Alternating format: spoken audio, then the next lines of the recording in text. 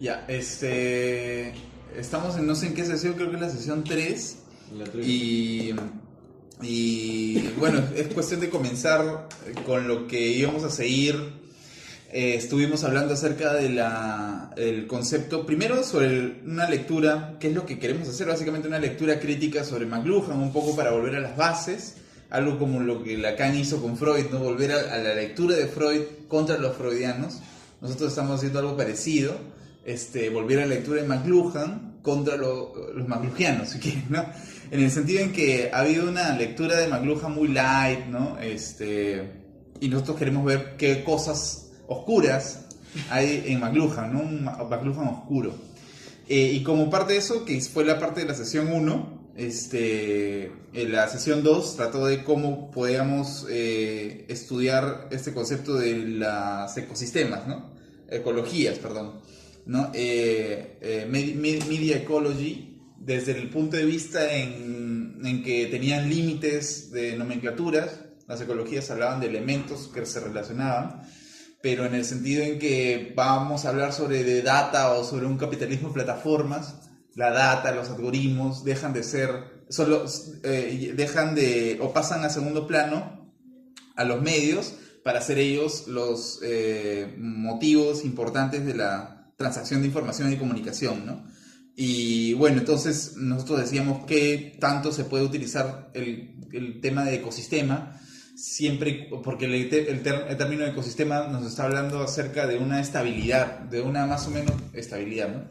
Y lo que nosotros queríamos más bien era hablar de una metaestabilidad, es decir, algo que no sea estable, sino que también encontremos en este ecosistema zonas de caos, zonas de explosión, en donde los medios ya no sean pues simplemente elementos de relación perfecta, sino que también existen cortocircuitos y qué sé yo. Bueno, se nos ocurría también otros términos como rizósfera, o también puse otro término, no me acuerdo cuál era el otro, megagósfera, no me acuerdo, pero tratando de buscar términos que podrían ajustarse mejor a estas búsquedas de metaestabilidad y no estabilidad en el ecosistema, ¿no? Bueno, y seguimos con esta lectura crítica, otra vez volviendo a la lectura de McLuhan, y que habíamos dejado la lectura de la aldea global, al menos el primer capítulo, que era una serie de artículos acerca de una noción tan extraña que es para McLuhan, la relación de figura-fondo, los hemisferios del cerebro izquierdo-derecho, y cómo se organizaban todos en un tétrade, ¿no? Y vamos a ver qué es esto, qué es lo que quería decir McLuhan aquí, y sobre todo lo que a mí me interesa es que, como les dije, la lectura de McLuhan es como una chompa que tiene deshilachas, o sea, que tiene hilos sueltos, y que a la gente se le pone la chompa, pero a pesar de que hay hilos sueltos, y que no jalen los hilos, ¿no? Y lo que nos estamos haciendo, el ejercicio que estamos haciendo es jalar de los hilos para ver qué se desenreda, qué se deshace, qué sale de esos hilos. Y hay muchos hilos en la lectura de McLuhan, como que palabras baúl sueltas, ¿no? Que las quiero jalar hoy día para ver qué sale. Pero primero quería preguntarles qué tal les pareció la lectura, Robinson. Bueno, como les comenté, me parece que es una extensión, ¿no? de la lectura anterior. Bueno, en el primer capítulo él trata el tema que tú habías mencionado de figura y fondo, sí, ¿no? Y cómo el espacio acústico y el otro es el espacio auditivo, ¿no? Sí. Entonces, hace como un desarrollo de ambos hemisferios, ¿no? Y termina en esta figura del tétrade, ¿no? Sí. A mí me pareció interesante porque ya me ayuda a entender cómo se puede entender el medio, ¿no? Uh-huh. O sea, ya nos da un esquema para entender incluso con preguntas, ¿no? Uh-huh, que podemos decir, por ejemplo, en la parte del realce, qué es lo que se agranda, incrementa, ¿no? Qué es lo que queda obsoleto. O sea, ya hay como menciono, hay un esquema de entendimiento del medio, ¿no? Que ya no está bajando toda la información, toda la teoría a algo más práctico, ¿no? Claro. Esas preguntas me parecen que son básicas. Uh-huh. Y sí, el tétrade es una forma más extendida de la noción de medio, ¿no? Más allá de como herramienta, ya pasa a ser un entorno, incluso es el previo del ecosistema, ¿no? Claro, el Perdón, de total la ecología, es ¿no? como un mapeo. Claro, un mapeo de general, ¿no? De relaciones. ¿Tú cómo lo viste en la lectura? Yo cuando empecé a leerlo, lo primero que noté fue la presencia de límites, Sí. de cómo lo que te comenté, ¿no?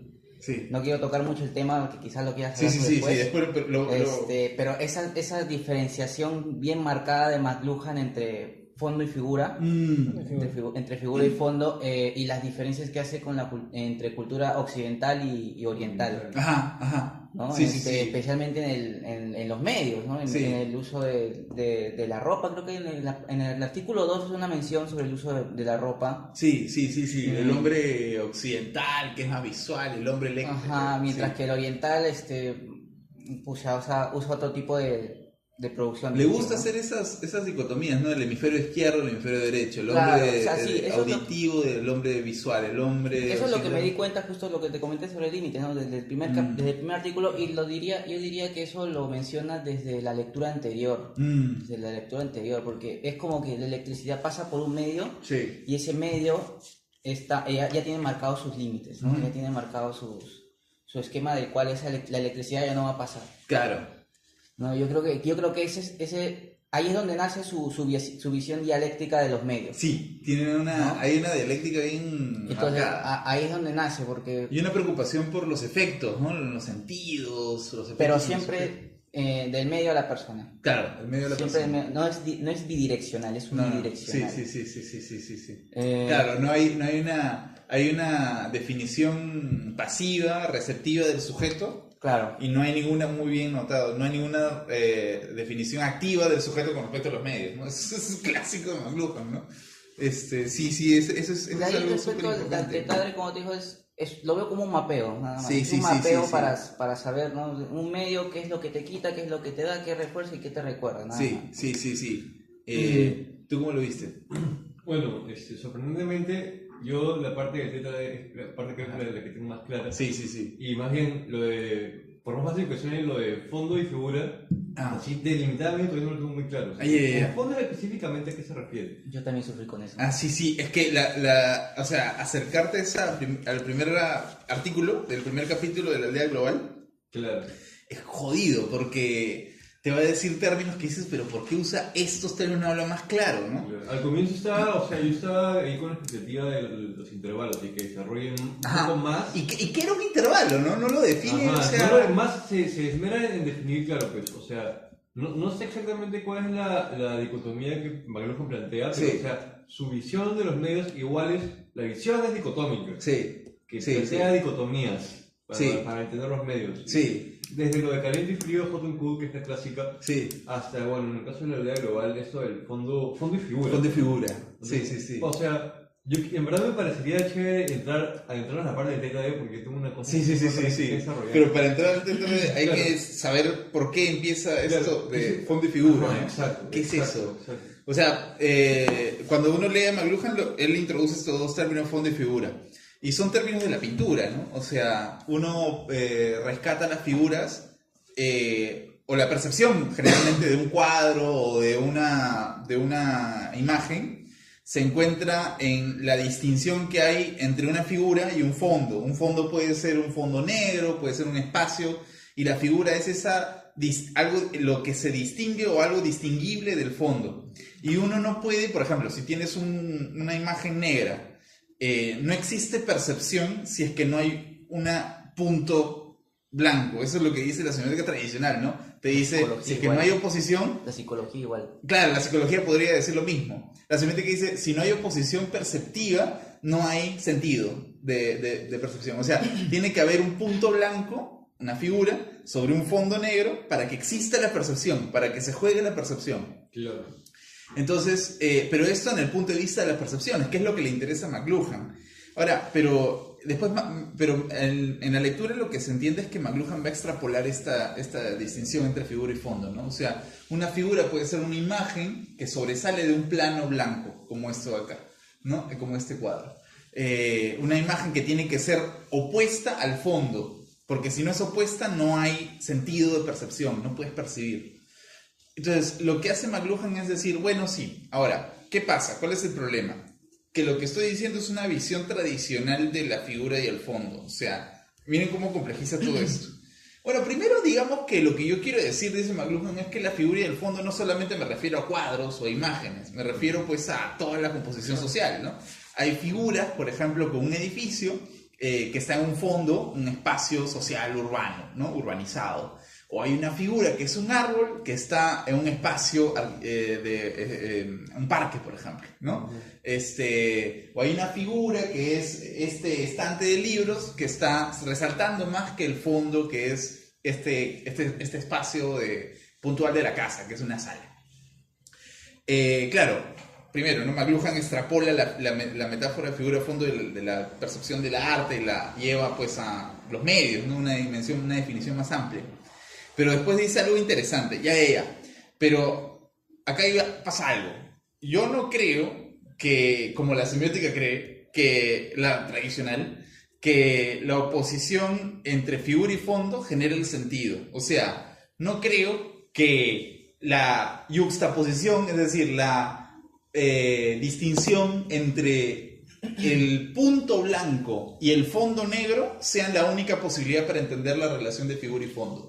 O sea, figura y fondo no solamente encuentran sentido yuxtaponiéndose, que es así, ¿no? O sea, el estante se yuxtapone o está encima de el entorno no es una buena comprensión de figura y fondo, dice McLuhan.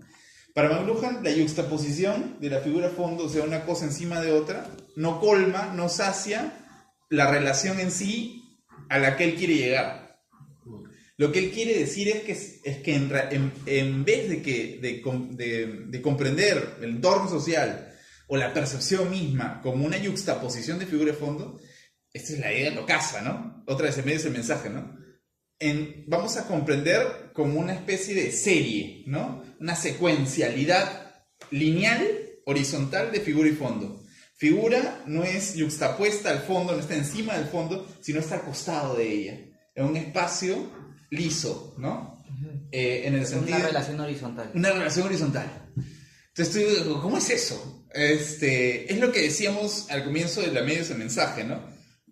Un medio no tiene o sea, el significado de un medio no está debajo de él.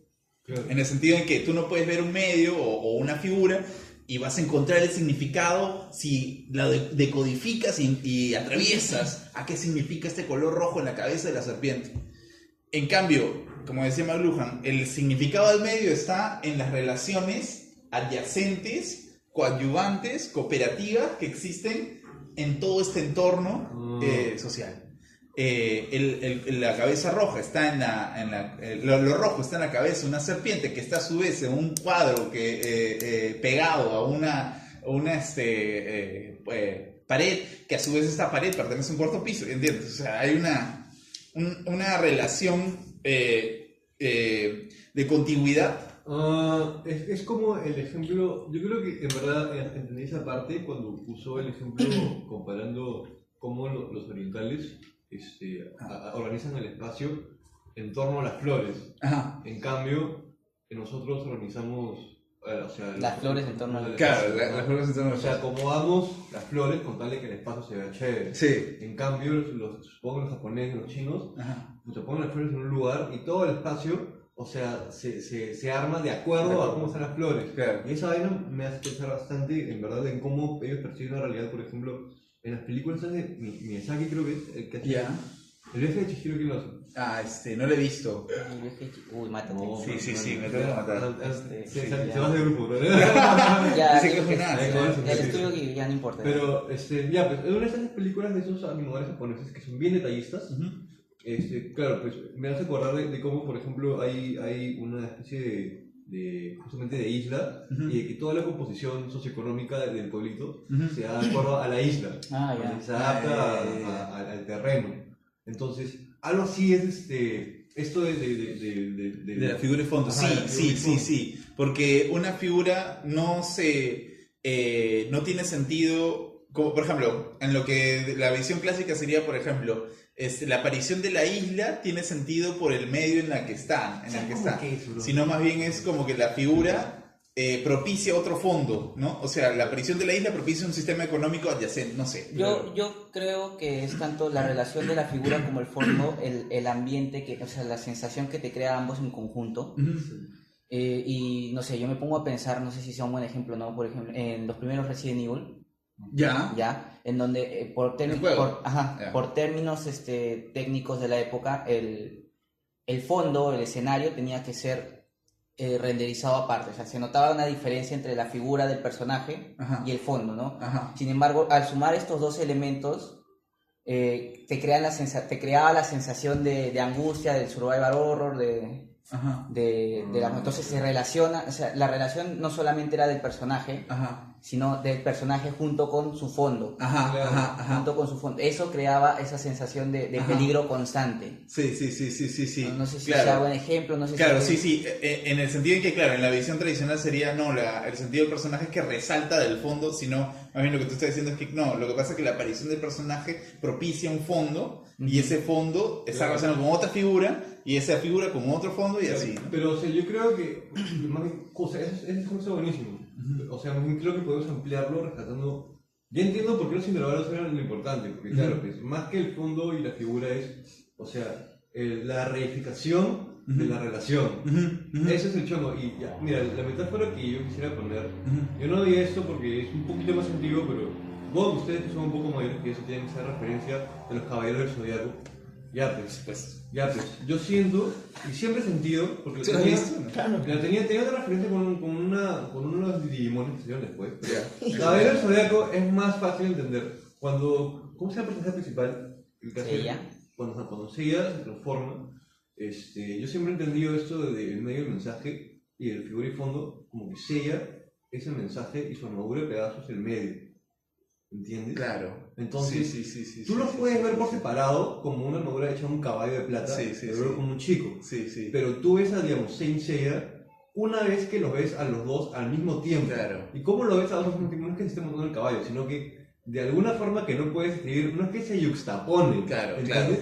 Sino que fusiona. Es como que, y es bien malujiano porque tampoco se fusiona porque no es como que es un caballo con brazos de Seiya, ¿me literalmente la armadura, es como una armadura encima de Seiya, son los dos al mismo tiempo, pero no están uno encima de otro. Claro, merecer la armadura le propicia, que es la figura, le propicia al personaje principal participar en el torneo para recuperar a su hermana, que en la primera temporada.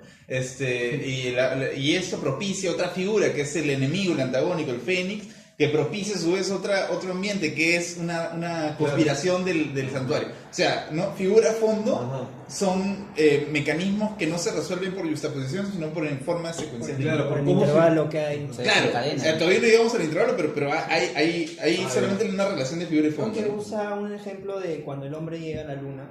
Sí, ahí quiero llegar. Es genial eso. Está al mismo tiempo la luna y la tierra, ¿no? Exacto. El vacío es el intervalo. De ahí habla de la simultaneidad, ¿no? Lo que hace McLuhan es, pero se entiende, ¿no? Ya no juxtaposición entre figura y fondo, o sea, expresión debajo de un medio, hay un significado, sino que hay una linealidad, una secuencialidad pues lineal, ¿no? Casi amplificada entre figura y fondo. Ahora, el título se llama intervalo resonante, entonces uno entiende, primero, ¿qué es un intervalo? O sea, el intervalo es un espacio supuestamente entre un elemento y otro, en este caso figura y fondo. Pero, digamos, desde el punto de vista tradicional, los intervalos supuestamente son estas brechas, ¿no? Que existen entre un elemento y otro.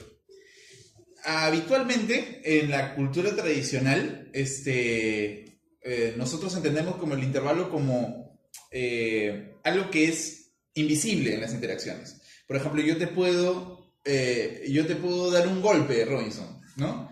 Entonces, o insultar muy tremendamente, y tu reacción va a ser golpearme, o irte, o no sé.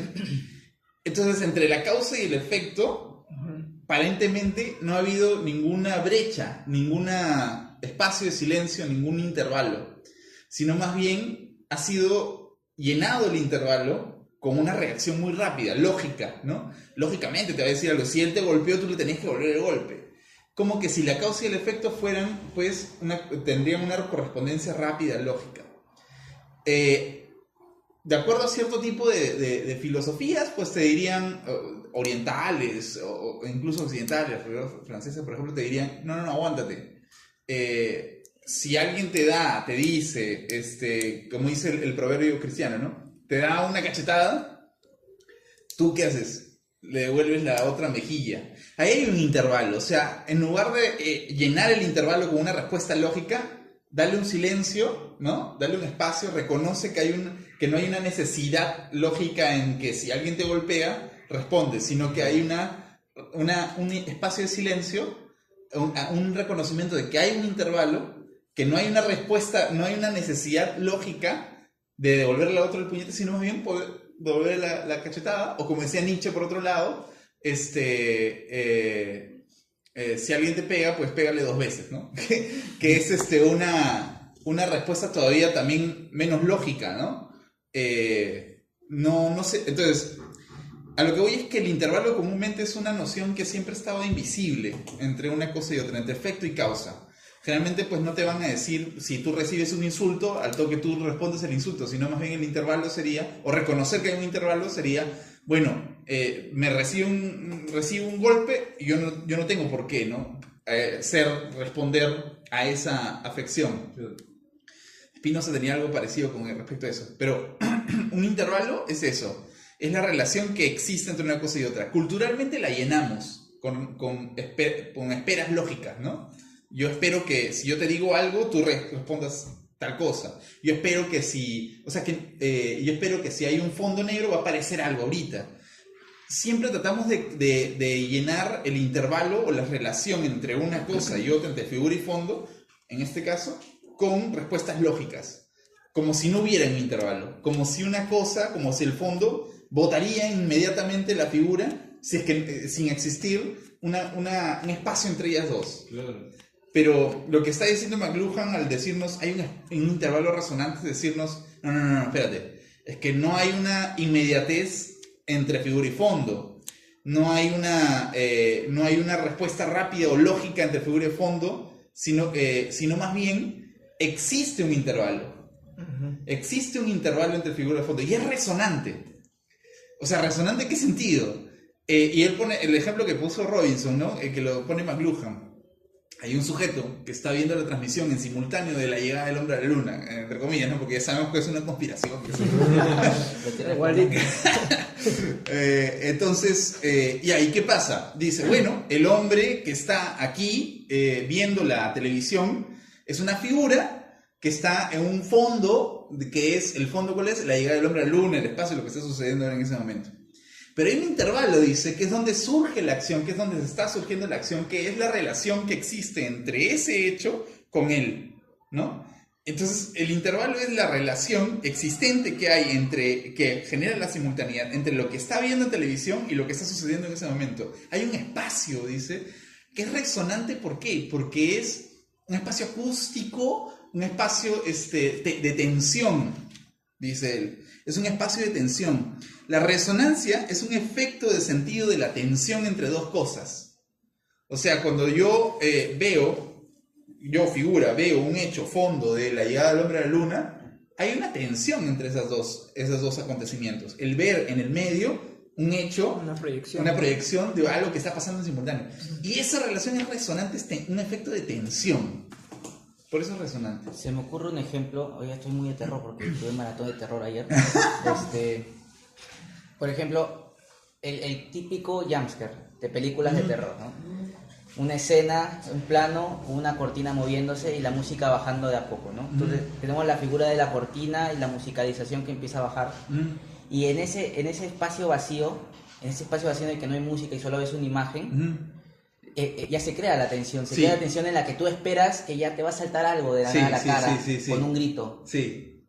Claro. Es más, algunas películas hasta incluso abusan de eso, porque yo me acuerdo que había una película en la que literalmente usaban ese elemento y cada 23 segundos, yo los contaba, 23 segundos para saltar un jumpscare. Exacto. Saltaba un... O sea, claro, Es la tensión entre la calma y la espera del susto. hay un fondo que es la pantalla, muy buen ejemplo, un fondo que es la pantalla que está estática, que muestra pues la posición de un cuarto a las 3 de la mañana y una espera a que salga la figura.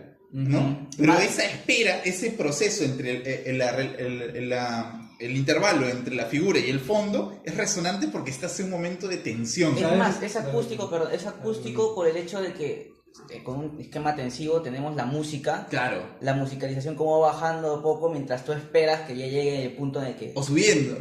Bajando, o sea, la música va bajando. Se va haciendo más mientras que por otro lado el susto sube de golpe. Claro. La música, claro, pero sería amplificación, pero bueno, ya. Sí te entiendo. Es un momento, un espacio que está lleno de afectividad, ¿no? Pucha, yo tengo un ejemplo ahora que es lo de la musicalización del terror con lo del jumpscare. Eso me ha hecho entender más.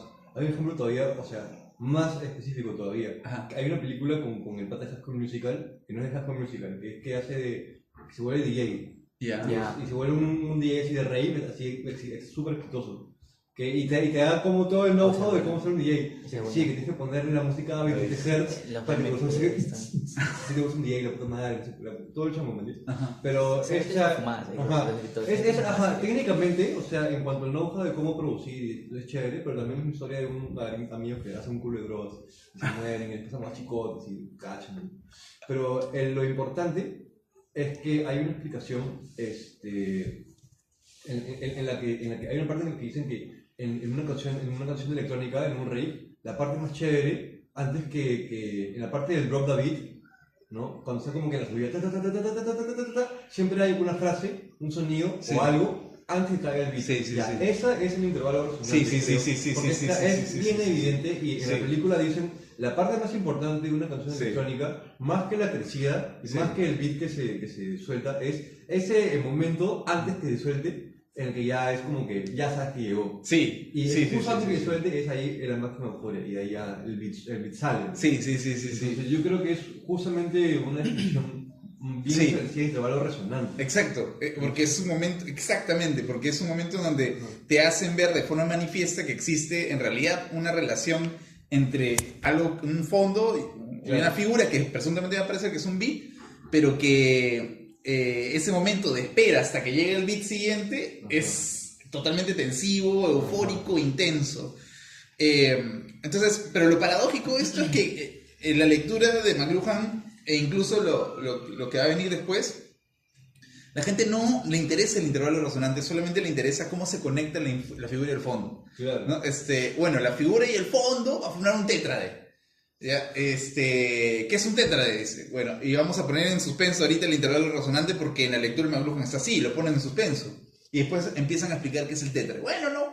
El tétrade es una relación de figuras y fondos, ¿no? Básicamente, como lo que he puesto aquí en la pizarrita y lo que está en el capítulo 1 de McLuhan, es, claro, hay una figura que es el realce, un fondo que se relaciona con un fondo 2 que es un fondo 1 que es la inversión, hay una figura 2 que es la recuperación que se relaciona con un fondo 2 que es el desus. Y aquí McLuhan hace una estructura de el tétrade, partiendo de que la idea de que la figura y el fondo se van a relacionar, o sea, se pueden relacionar de forma lineal, sí, como hemos dicho, pero su relación tiene un patrón. Y ese patrón es la metáfora o el quiasmos, ¿no? Lo que dice, un quiasmo. O sea, la metáfora es, no sé, pues, el ejemplo, la metáfora es, por ejemplo, la paloma es al blanco, ¿no? Como la paz es a la tranquilidad, una cosa así, ¿no? El blanco, tranquilidad, paloma, paz, ¿no? El A se relaciona al B como el B al A. No es una analogía en realidad. Una analogía en sentido de, bueno, hay una correspondencia entre A y B, y esa correspondencia entre A y B pues se relaciona con otro BA, ¿no? Un quiasmo básicamente es eso. Por ejemplo, yo puedo decir un AB, por ejemplo, figura fondo. Y puedo decir también un BA, fondo-figura. Ese es un quiasmo, o sea, la inversión de los términos AB, BA. Entonces, McLuhan dice, la figura y el fondo tienen una relación de quiasmo, tiene una relación de metáfora. O sea, figura, fondo, AB se relaciona con fondo-figura. Y esa es la relación. ¿Cómo así? Bueno, dice McLuhan, dice, bueno, hay una figura que es un realce. Por ejemplo, mencionemos una tecnología, por ejemplo, las plataformas, ¿no? Los algoritmos, los datos. Es una, entre comillas, tecnología, la plataforma. Es una figura. ¿Qué se ha necesitado para que esta plataforma sea, que esta figura de la plataforma, que todos la vemos, aquí hay una plataforma como Uber, como Google, se produzca? Bueno, se ha necesitado la inversión de un fondo.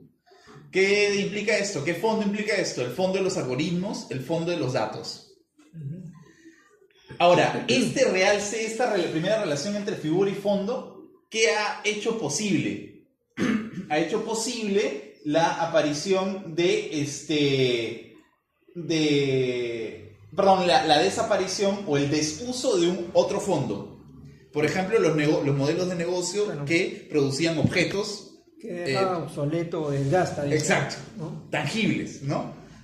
O sea, la aparición del capitalismo de plataforma y los algoritmos produjeron el desuso de un fondo que sería el modelo de negocio tradicional, aquel que vendía objetos, productos y cuya esencia era el marketing de distribución de productos y qué sé yo, de mercancía.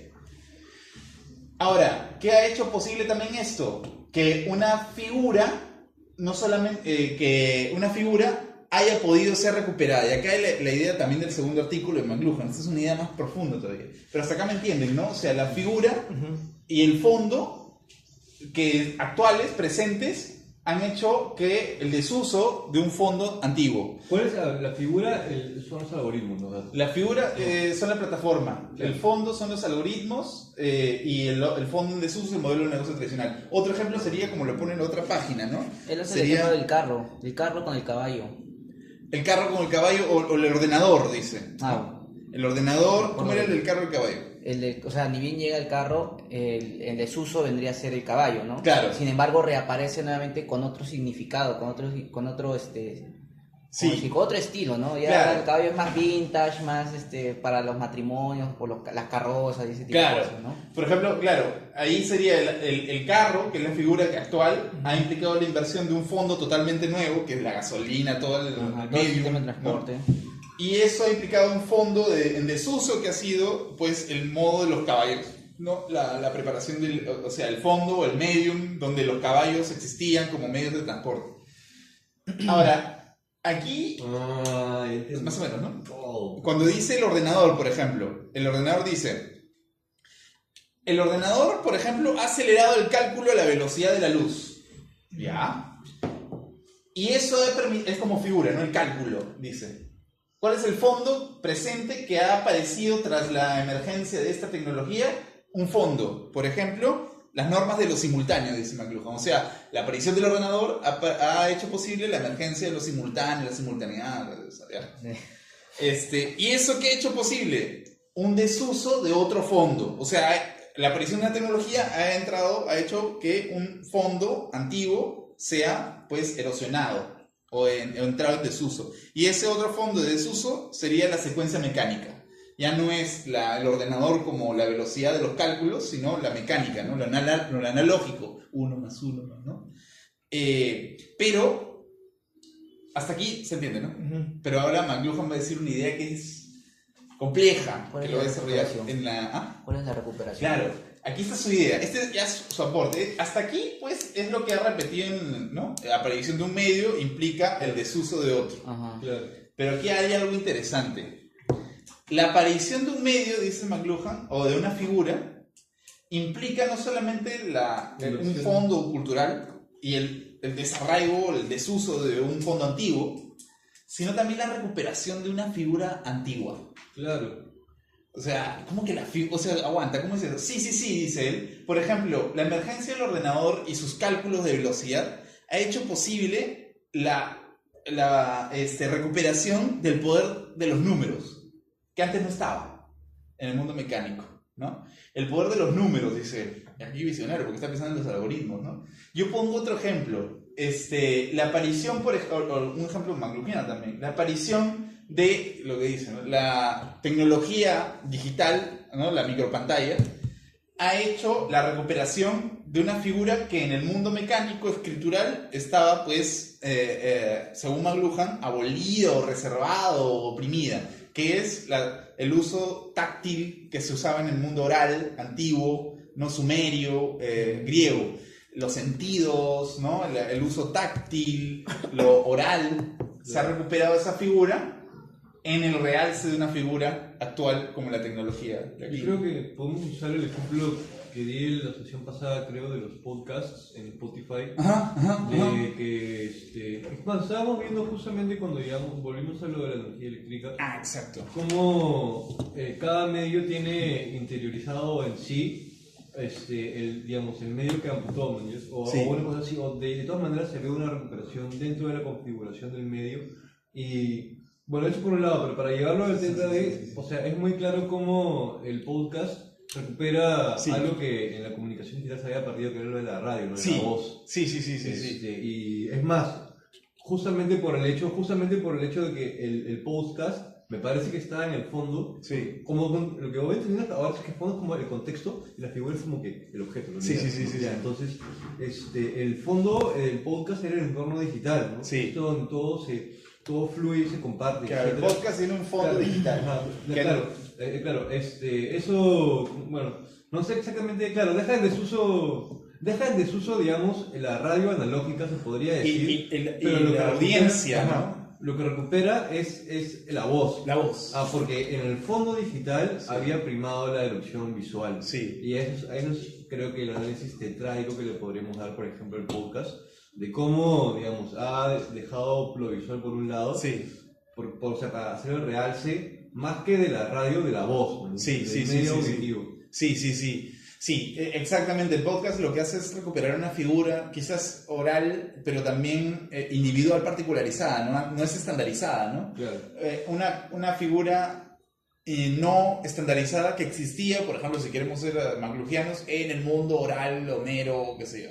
Claro. Que hablaba a una cierta audiencia. Te vas a la Plaza San Martín, ahí también hablas a una cierta audiencia, no a todo el mundo, como si sucediera en los más medios.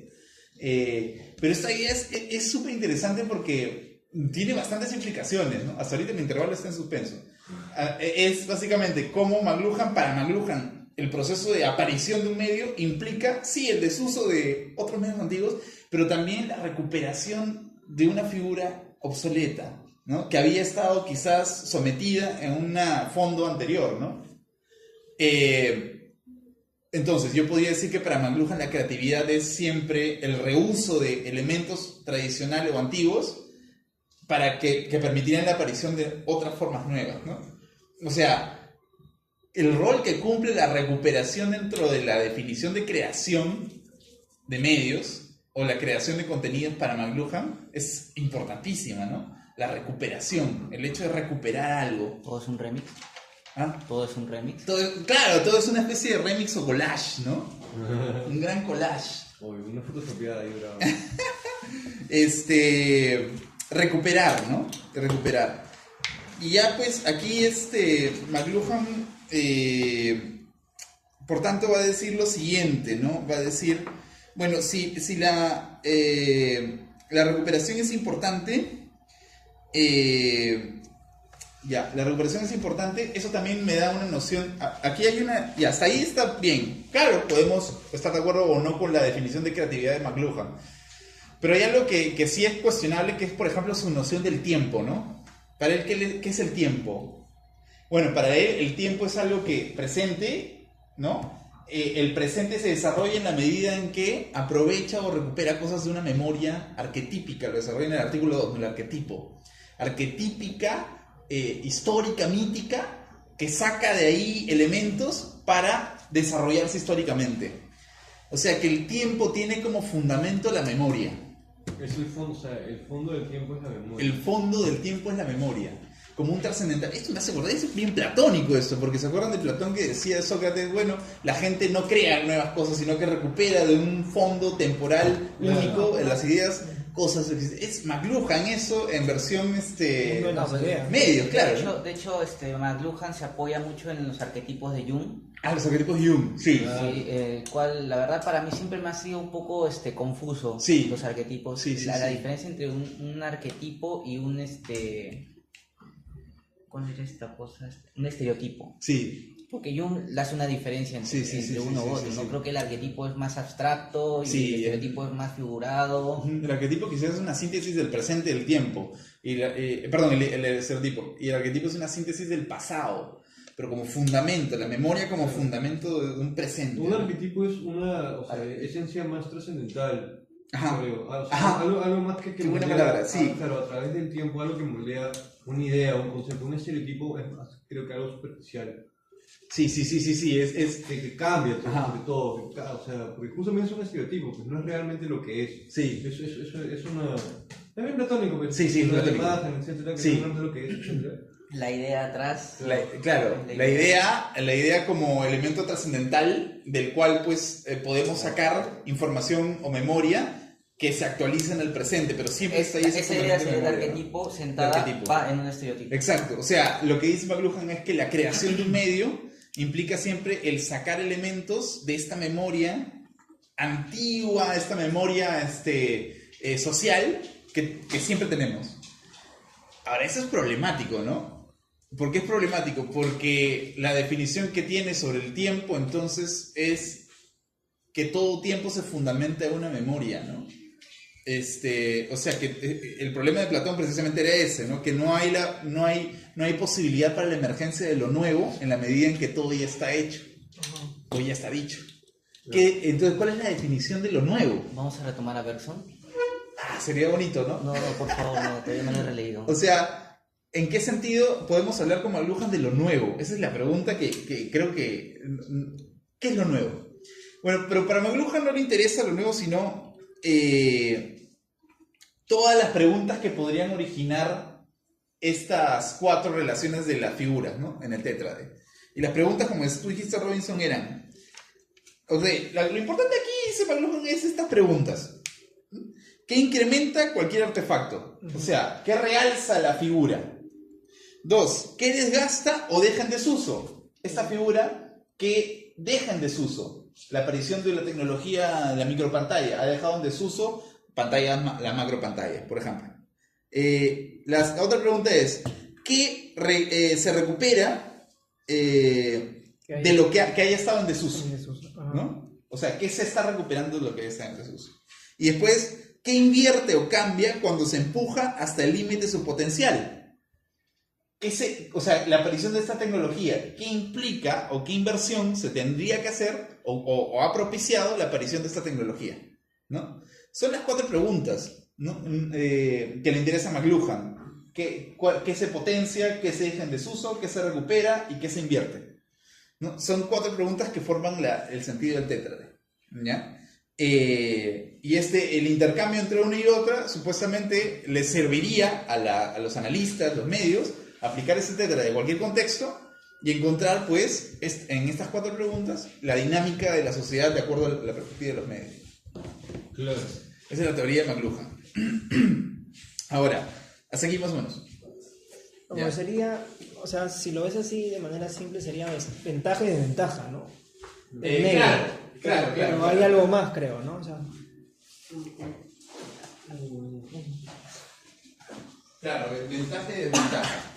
lo decía Zapata, ¿no? O sea, lo que se recupera y lo que se deja, lo que deviene, ¿no? Sí, claro, algo se recupera. O sea, para McLuhan no hay una aparición de lo nuevo. O sea, siempre es Una recodificación. recodificación. O sea, sí, Una recodificación de algo que estuvo codificado y que pues se decodificó para ser recodificado en esta etapa actual.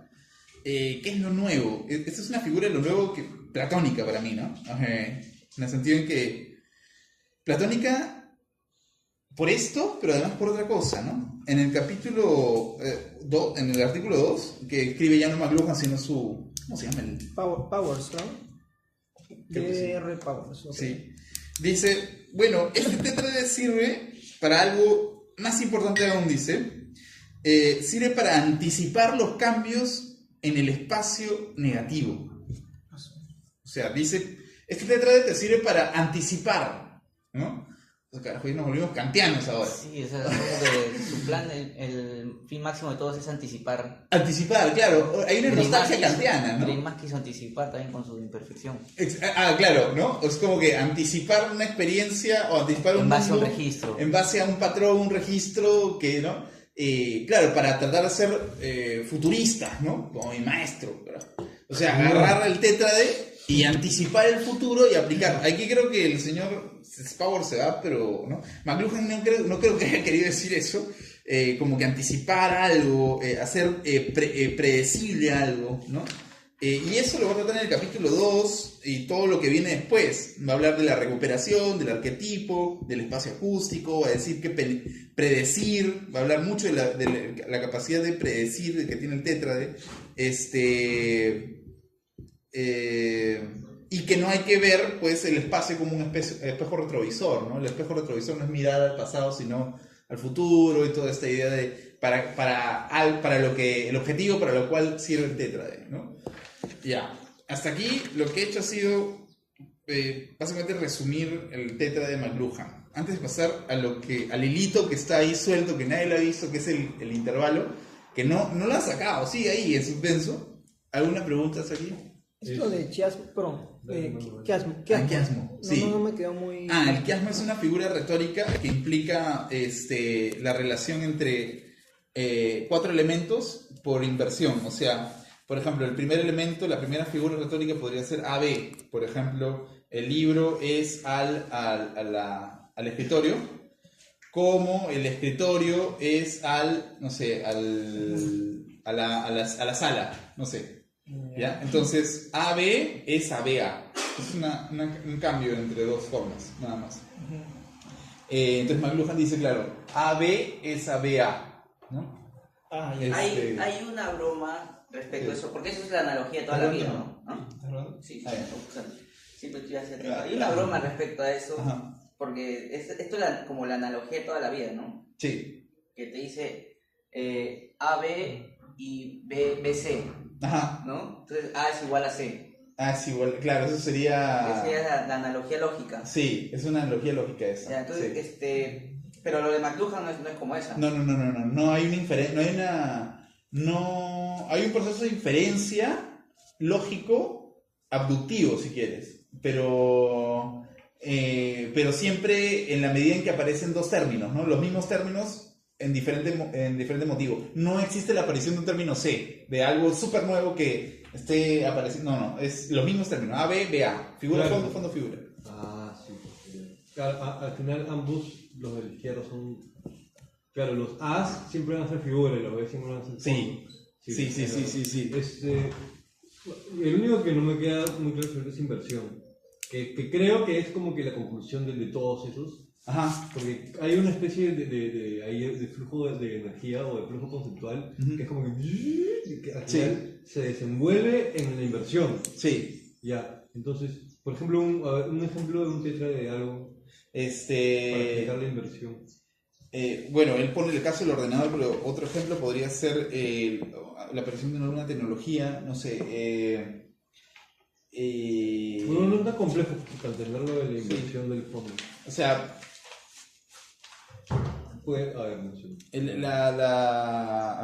una aparición de una tecnología, por ejemplo, la micropantalla, el celular. Es una figura, si lo vemos aisladamente, claro, pero que implica la inversión de un fondo en el sentido en que se precisa de todo un contexto, un medio como entorno, que invierta en el sentido en que le dedique o que esté conectado a la aparición de este medio o que permita la insistencia de este medio.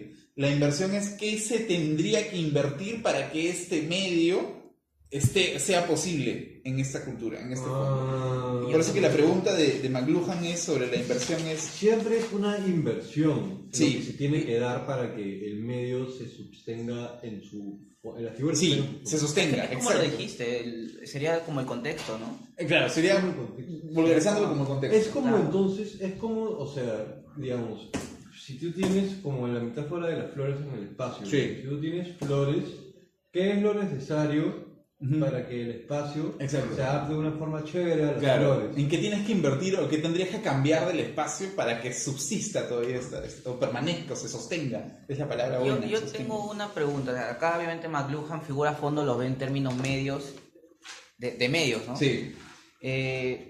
Yo no sé si cuando leía se me venía a la mente las primeras clases de semiótica pura y dura, Sí. de fondo y sustancias, y va, Ya, más, o menos ya, por ya, ese, ya, va ya. más o menos por ese lado. Sí, va por ese lado.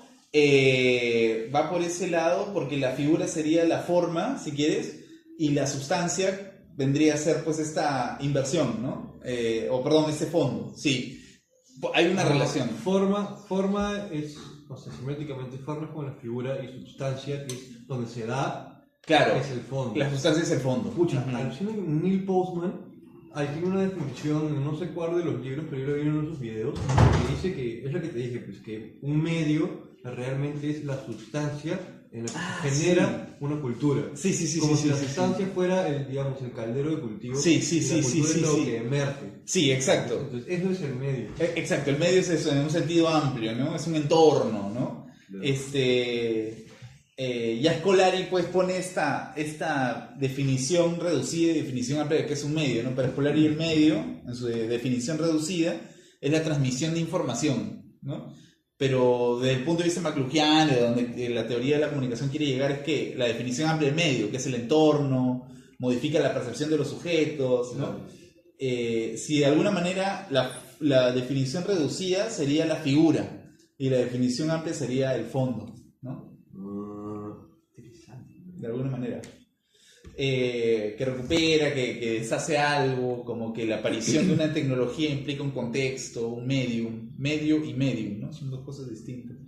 Si usamos el caso del reloj, ¿cómo sería? O sea, el uso de un reloj, de tener el tiempo en... Uy, eso es complejo, ¿no? Porque la figura de reloj implica la inversión de una personalización del tiempo, ¿no? No despotismo, sino una control. rigurosidad, Claro, una del individuo por controlar su tiempo. O sea, ya no hay un tiempo de reloj que está en desuso, que es social, que lo puedes ver en un sistema Antes, como el parque, un reloj de las ciudades antes tenían un reloj. un reloj, claro, el parque universitario, Claro. reloj que daba la hora a toda la ciudad, sino que la distribución cada vez más masificada del reloj ha hecho que la gente pues ya haga, que encarne el tiempo social, ¿no? Ujú. Y esto es una inversión, o sea, tú tienes que invertir a tu cuerpo para que encarne esa distribución del tiempo social, ¿no? En tu carne. ¿Y qué recuperaría? Lo que creo que recuperaría sería una individualidad del tiempo, o sea, en el sentido en que la figura tradicional del tiempo era una medición, al menos en las culturas tradicionales, era una medición que no estaba todavía regida socialmente, ¿no? No había un reloj que te dijera cuál es el tiempo, sino que había siempre una medición por familias, por individuos del paso del tiempo, qué sé yo, ¿no? Quizás eso es lo que podría recuperar, ¿no? Ya, pues, yo creo que... pero tienes que jalar el hilo, ¿no? Ah, sí, voy a jalar el hilo ahorita. Porque si yo también quiero ahí meterme... Sí. Pero de una vez ya. Ya, de una vez a la yugular. Sí, man. Ahora, ya, vamos a jalar el hilo de la chompa. Ok, ya, tenemos 4 figuras y el señor acompañante McLuhan dice, bueno, la cosa es aplicarlo, ¿no? ¿Para qué? Para predecir. ¿Para qué más? Para no mirar al espejo retrovisor. ¿Para qué más? Para hacer anticipable un futuro. Bueno, ya, ok. Pero acá hay un hilo, y el hilo es el gran título del 1, es el gran título, comienza el gran hilo en el título de las, en el hilo de las, del tétrade, que es el intervalo resonante. Ok, si es el intervalo resonante, si es el lugar en donde empieza la tensión, creo que el error sería simplemente ver 4 movimientos de figura y fondo, sino que hay algo que creo que es lo que en el fondo lo está diciendo McLuhan, pero que el señor su acompañante lo mutila, ¿no? Porque ya no habla más de eso. Es algo que transita o que ocurre entre la figura y el fondo en el transcurso del tétrade. ¿por qué dibujó esto y no simplemente puso, bueno, una relación lógica? ¿Por qué hace el dibujo de un listón que va cambiando entre uno y otro, como un fluido, ¿no? Porque el intervalo es súper importante porque es ahí donde pasa la acción, pero no se menciona. Entonces vamos a jalar del hilo. El intervalo resonante, dice McLuhan, empieza a tener más tensión cuando encuentra elementos disímiles, dice. Cuando la figura que aparece es totalmente distinta con la anterior, ¿no? Esto es algo importante. Él dice, la tensión es más fuerte cuando X e Y, figura y fondo, son disímiles, son muy antagónicas. En cambio, cuando, por ejemplo, hay una figura que ha entrado en desuso de un fondo que es igual de parecido, no hay tanta tensión en el intervalo. Por ejemplo, yo puedo simplemente que este celular, este celular que yo tengo acá, que contempla el descargar o el de aplicaciones, por ejemplo, yo puedo hacer de que un upgrade de una aplicación. Ya, un upgrade de una aplicación implica pues la figura de una nueva aplicación que ha entrado en desuso de una aplicación antigua, por ejemplo, un Instagram no actualizado, qué sé yo. Ya, ahí simplemente hay un upgrade de una aplicación, hay un I que es igual a I y que el intervalo ha hecho posible, que no es tan intenso, dice, ¿no? O sea, la aparición de este upgrade o esta microtecnología, o tecnología entre comillas, ha hecho posible la aparición, si bien de un nuevo fondo, pero no ha sido tan intenso. O sea, la aparición de esta tecnología no es tan disruptiva. Pero McLuhan dice, es cuando los dos elementos de figura y fondo son muy disruptivos que el intervalo resuena, pero tremendamente, que es más intenso, dice.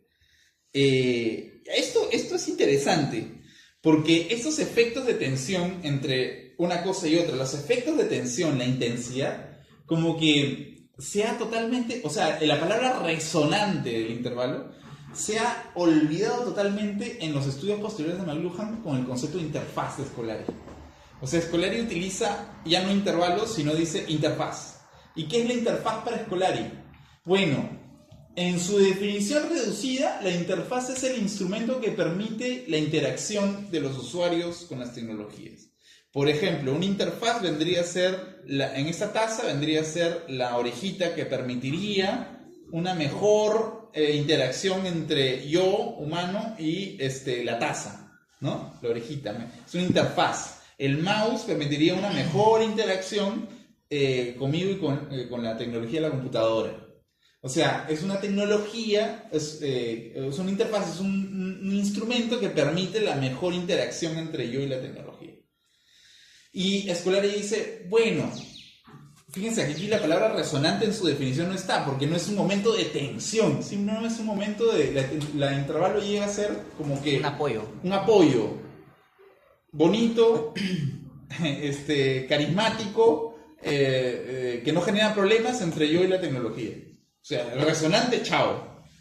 Ahora, la definición amplia dice, bueno, sí, si queremos hacer que la interfaz o el intervalo sea extrapolado a una dimensión social más grande, ya no hablaríamos de elementos que permitirían una buena operatividad entre el usuario y la tecnología, sino hablaríamos de una red de relaciones, de procesos. El intervalo es lo que, o la interfaz es aquella cosa que permite que un actor social pueda operar con otro actor social en una sociedad. Que por ejemplo, una interfaz podría ser el medio o el intervalo que aseguraría la relación social entre, por ejemplo, un ciudadano y una organización pública, por ejemplo, la escuela, el colegio o la SUNAT o qué sé yo. Un intervalo podría ser la burocracia, un intervalo podría ser el avión que permite la relación entre dos estados. Una interfaz, ¿no? Interfaz o intervalo. A lo que yo quiero llegar es que en la visión de Scolari, el concepto de interfaz es igual que el de intervalo, pero que ya no es resonante, porque la descripción que hace de interfaz es totalmente limpia de resonancia. Es como que si no existiera ningún tipo de tensión, de efecto de tensión. Y las palabras que pone McLuhan en el primer texto de la aldea global, y tú lees un texto de Scolari, Las palabras que pone McLuhan en su vocabulario, yo me he atrevido a apuntarlo acá, utiliza términos como masa, átomo, exceso, energía, ¿no? O sea, palabras que está hablando de resonancias, ¿no? Espacio acústico, resonante, energía. Está hablando de intensidades, de tensiones, de efectos de riña, de pugna. En la palabra interfaz no hay eso, nuevamente, ¿no? Es como en la palabra ecología. No hay nada de pugna, de excesos, de energía, de amplitud. Es como que la resonancia que estaba acompañando la palabra intervalo se ha eliminado y ahora se dice interfaz, ¿no? ¿Y a qué voy con eso? Aquí está el hilo. La resonancia es lo que me interesa. O sea, el intervalo es un lugar que es llenado, como hemos dicho, habitualmente en la sociedad. Que creemos que hay una respuesta inmediata entre causa y efecto, entre figura y fondo, y que no hay nada entre ellos. Pero lo que la lectura de McLuhan nos ha hecho ver es que sí hay algo entre ellos, y esa cosa que hay entre ellos es un momento de lucha y pugna. Ahora, esta lucha y esta pugna es un lugar de acción, es un lugar de acrecentamiento, de notoriedad, de acción. Y aquí aparece algo importante que es a lo que yo quiero ir. ¿Ya? ¿Qué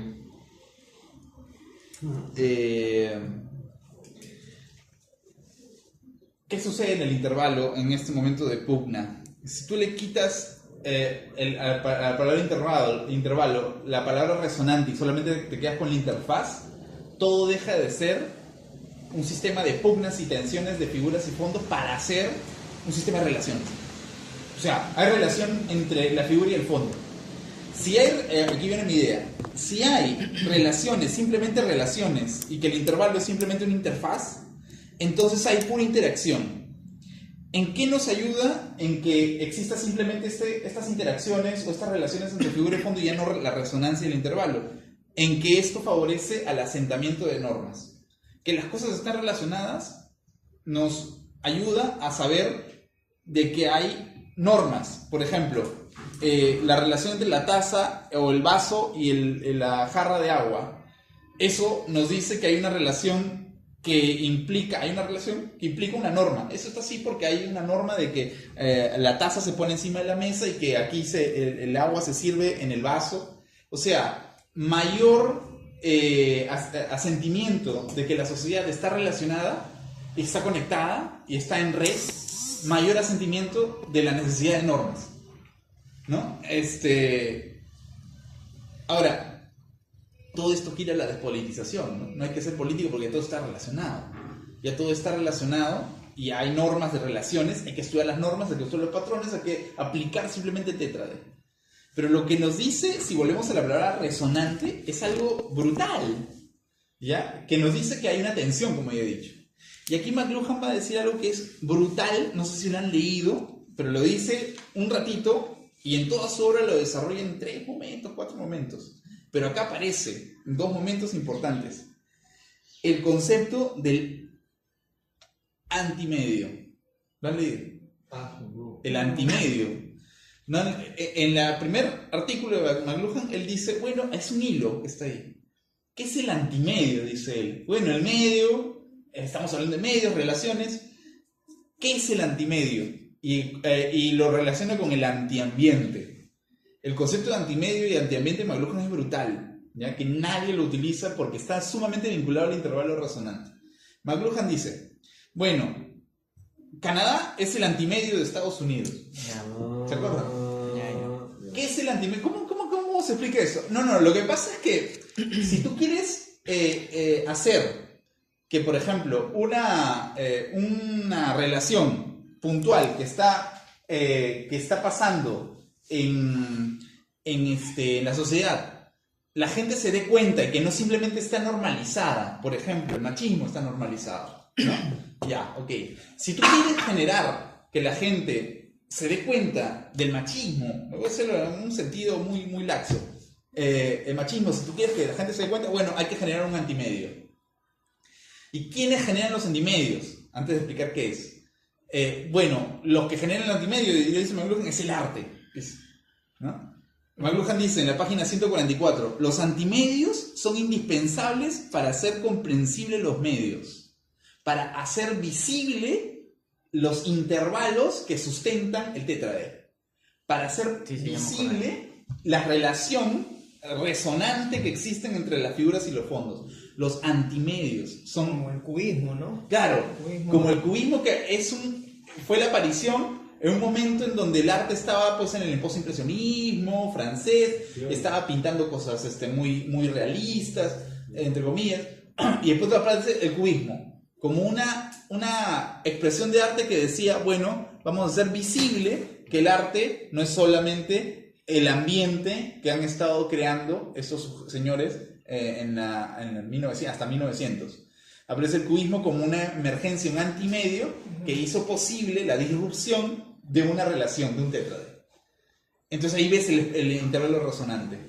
El antimedio hace posible que la gente, o que las personas, o que el analista en realidad, vean el tetraedro no un modo de aplicación metodológica, sino un modo que permite visualizar las resonancias o los efectos de tensión entre una tecnología y su fondo, y su contexto, y sus desusos, y sus inversiones. El tetraedro es un antimedio, así como el cubismo. El tetraedro es un diagrama de búsqueda de antimedios. Ese es el punto de vista en donde yo quiero ver. No es como dice Powers, que es la aplicación para prever el futuro, sino es un método que nos permite registrar la resonancia o la aparición de antimedios. Canadá es el antimedio de Estados Unidos, dice McLuhan, en el sentido que, claro, todos conocemos la simbolización que hace en Canadá, ¿no? Un pueblo muy pacífico, muy comprensivo, muy... Bueno, entonces lo que decía era que desde el punto de vista de la estrategia de comunicación es siempre buscar las relaciones que existen posibles.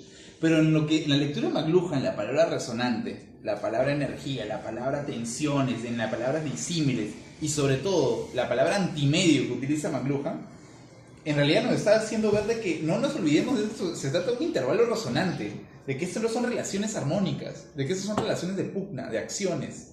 Y esto es lo que se les va a todos. Entonces, por la preferencia de que no, son relaciones lógicas. No, no son relaciones lógicas, hay una palabra resonante ahí. Y la palabra interfaz no contempla eso. El antimedio es súper importante porque va a hacer visible las relaciones, ¿no? Imperceptibles en una sociedad normalizada. Yo tengo un ejemplo, justo ahorita estoy leyendo el 1984, y no es un ejemplo exactamente de eso, pero es como en el libro lo que hacen es cambiar de sentido las palabras, ¿no? En este caso el de la guerra, se vuelve una guerra constante. Entonces no existe la paz, sino existe solamente la guerra. ¿Qué se hace con eso? Para evitar justamente que se descubran esas relaciones de poder que hay dentro del partido. ¿No? Entonces aquí el antimedio vendría a ser la aparición de la palabra paz.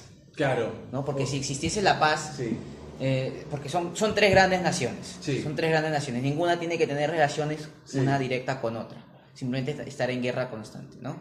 Si hubiese paz, se sabría de estas relaciones, se podría intercambiar, por ejemplo, conocimiento con extranjeros y se desmorona todo el sistema. Sí, pero también un antimedio que nos hace a nosotros los espectadores de esa película o del libro, que estas relaciones normalizadas en realidad son un ambiente de tensión, es la aparición del arte de la poesía. O sea, claro, la poesía es este antimedio que permite que las relaciones que creemos normalizadas se trasluzcan, se hagan visibles. Que en realidad están traslucidas, no las vemos, dice McLuhan. Pero lo que McLuhan dice es que lo que permite el intervalo resonante es la materialidad de las relaciones tensivas. En la página 23 pone algo bien interesante. Dice, la única estrategia posible es construir un antimedio, lo cual es la actividad normal del artista. La poesía, en el caso de 1984, es la aparición de un antimedio, que nos hizo a todos ver que, oye, aquí hay un espacio totalmente anti o antagónico al espacio normalizado.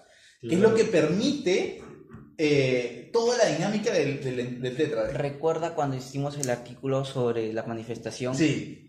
y hablamos de la creación del antiespacio cuando Sí. estaba todo apagado y eso permitió la creación de una Sí. nueva estética. Sí, exactamente eso es. Un antiespacio, un antiambiente, en palabras de McLuhan, Claro. acompañada de antimedios. Porque un medio finalmente es un espacio / ambiente. Claro, Entonces, claro, tiene mucho sentido que un antimedio sea un antiespacio. claro, un antiespacio. Claro, y justamente un intervalo es un espacio. Es un espacio. Un medio, entonces, por lo tanto, sería un intervalo resonante.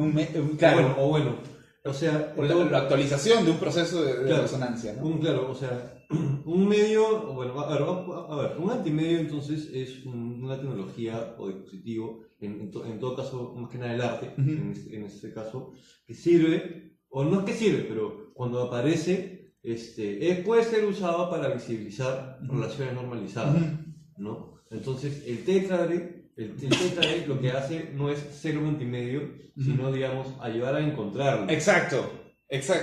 Ayudar a ver de que entre las relaciones de figura de fondo no están colmadas de lógica. No es que la aparición de A implica que la eliminación de B, como lo quiere hacer Power. En McLuhan, no.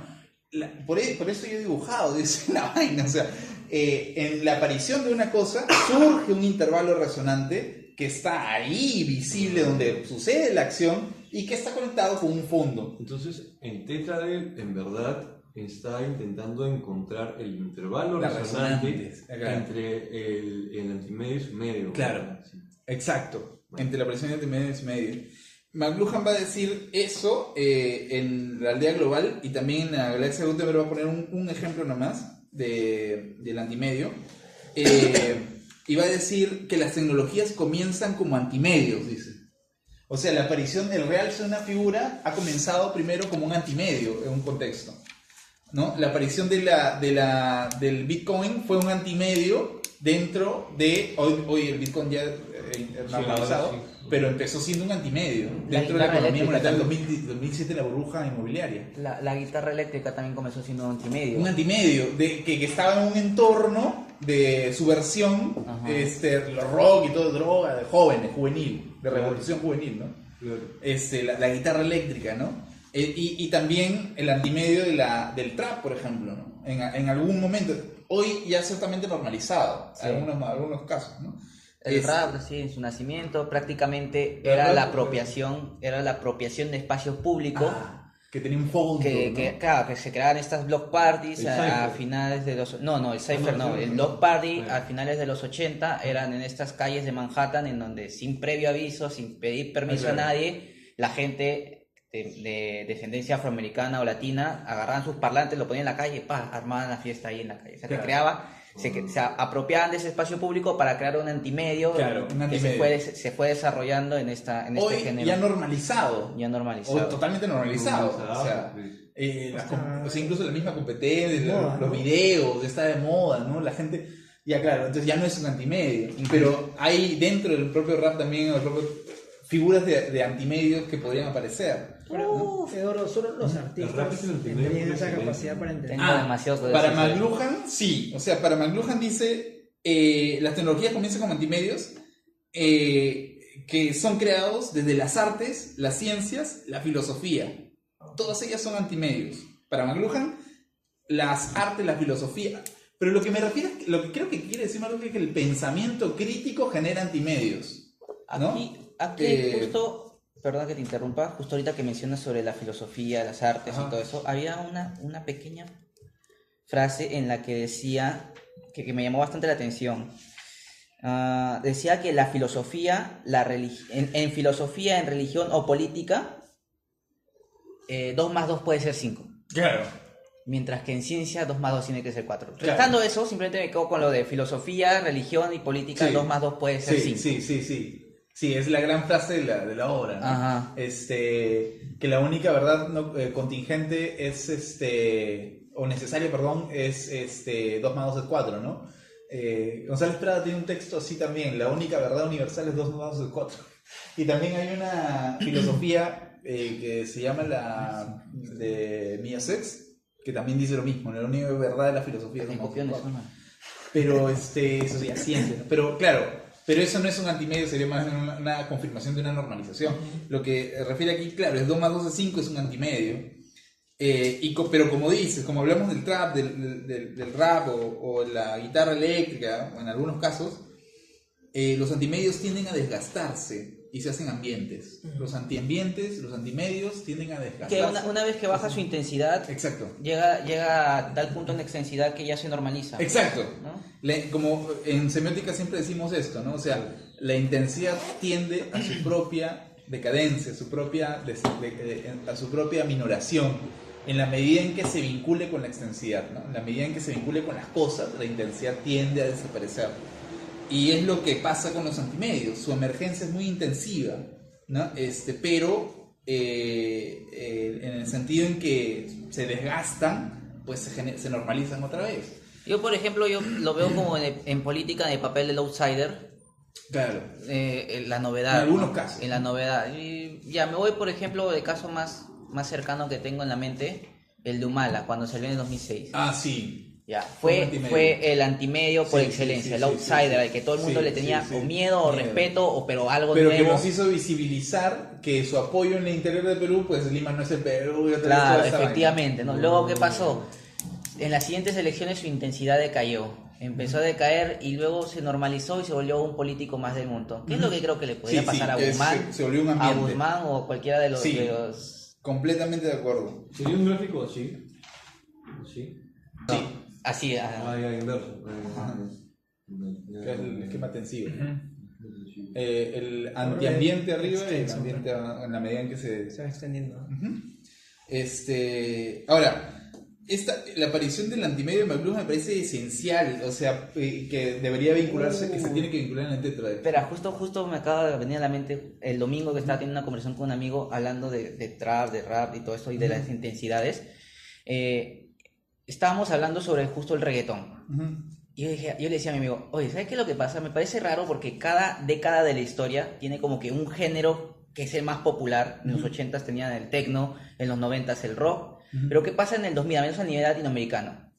Llega el reggaetón, 2000, 2001, por ahí. ¿no? Viene este patita Daddy Yankee a cantarnos de la gasolina mientras que todos hablan de amor. Pero ¿qué pasa? Que no se cumplió la regla de los 10 años. No pasaron los 10 años y ahorita ya pasa más de 20 años, van a llegar a los 20 años y el reggaetón todavía sigue vigente. Entonces, ¿por qué es que, y estábamos conversando, ¿no? Llegando a una solución de por qué es que la intensidad de este género musical no ha decaído con la extensidad? Pero entonces, ¿qué intensidad pero es que lo que pasa es que el reggaetón cuando aparece con Daddy Yankee, o al menos no aparece como una forma de antiambiente, sino aparece ya como una aspiración al ambiente, o sea, estar en MTV, el video, claro, pero la radio, o sea, si algo perdura en el tiempo no es porque sea antimedio o antiambiente, sino porque es un ambiente y es un medio. No sé, se maniquea como lo comercial, está bien, pero es que todo, el techno fue igual, o sea, apareció, tuvo su época de auge, desapareció. La música disco tuvo su época de auge, desapareció. No desaparecer en su totalidad, sino que desaparece de la popularidad, desaparece de lo mainstream. El rock de los 90 tuvo su época de auge y se desapareció de lo mainstream. Entonces, el reggaetón vino, aparece, pasa su barrera temporal donde ya debería y se reinventa a sí mismo. ¿Qué hace? Agarra el trap y se mezcla el trap con el reggaetón. No sé qué otras más jugadas hará ya, cosas para tratar de mantenerse mainstream, pero se mantiene todavía en el mainstream. O sea, su intensidad no diría que ha decaído. Y es más, con la aparición del reggaetón y el trap argentino, es como que se ha creado otro foco de poder más allá del de Puerto Rico. O sea, porque siempre todo el reggaetón ha estado bajo la sombra de Puerto Rico. Sale J Balvin o Maluma en Colombia, han estado bajo la sombra de Puerto Rico. Sale algún artista aquí de Perú, está bajo la sombra de Puerto Rico. En cambio, ahora ha aparecido un nuevo foco de concentración. Claro. Lo que hace que el juego del género siga vigente y pueda estar vigente todavía mucho más tiempo de lo que pudo haber estado otro género musical antiguamente.